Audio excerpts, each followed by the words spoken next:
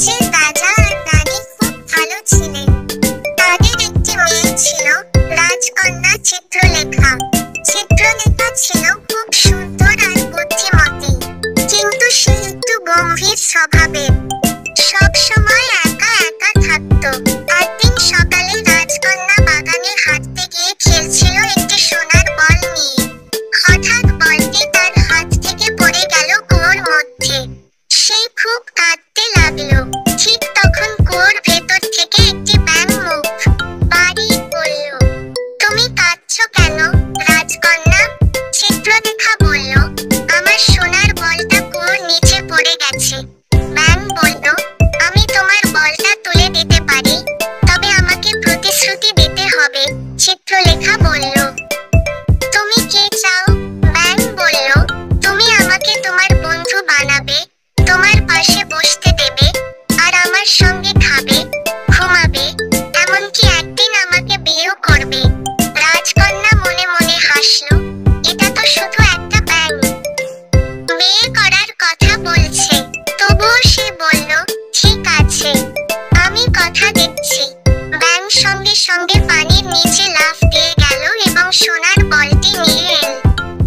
রাজকন্যা খুশি হয়ে বলটি নিয়ে দৌড়ে প্রাসাদে ফিরে গেল। ব্যাঙ আর মনে রাখল না। সন্ধ্যায় রাজকন্যা খাচ্ছিল রাজা রানীর সঙ্গে। তখন হঠাৎ দরজায় কড়া নাড়ল। একজন সৈনিক এসে বলল, বাহিরে একটি ব্যাঙ এসেছে। সে বলছে রাজকন্যা তাকে কথা দিয়েছে প্রাসাদে থাকার। রাজা বললেন, মেয়ে, তুমি কি সত্যিই তাকে কথা দিয়েছিলে? চিত্রলেখা লজ্জায় মাথা নিচু করে বলল, হ্যাঁ।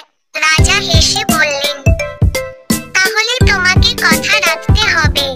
রাজকন্যারা কখনো মিথ্যে বলে না। অগত্যা ব্যাঙ ভেতরে আনা হলো। সে রাজকন্যার পাশে বসে খেলো, গল্প করলো। রাতে সে বলল, আমি তোমার ঘরে ঘুমাবো।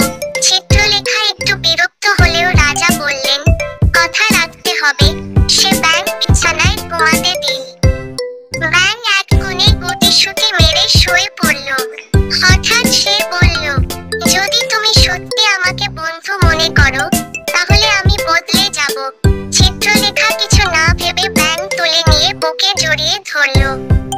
তখনই ঝলকে আলো বেরিয়ে এলো, আর ব্যাঙ বদলে গেল এক সুদর্শন যুবকে। চিত্রলেখা চমকে উঠল। যুবক বলল, আমি রাজপুত্র অরণ্যদেব। এক জাদুকরী আমাকে ব্যাঙ বানিয়ে রেখেছিল। তুমি কথা রেখেছো, তাই আমি মুক্ত হয়েছি। চিত্রলেখার চোখে আনন্দের জল চলে এল। সে বুঝতে পারল, প্রতিশ্রুতি আর ভালোবাসাই সবচেয়ে বড় শক্তি। পরদিন রাজা রানী খুব খুশি হলেন। রাজকন্যা ও রাজপুত্রের রাজকীয় বিয়ে হলো। 7 দিন ধরে উৎসব চলল। রাজ্যের সবাই আনন্দে নেচে গেয়ে খেলল। এরপর রাজকন্যা আর রাজপুত্র একসঙ্গে সুখে শান্তিতে রাজ্য শাসন করলেন। আর সবাই বলল, সত্য কথা ও ভালোবাসা কখনো হারায় না।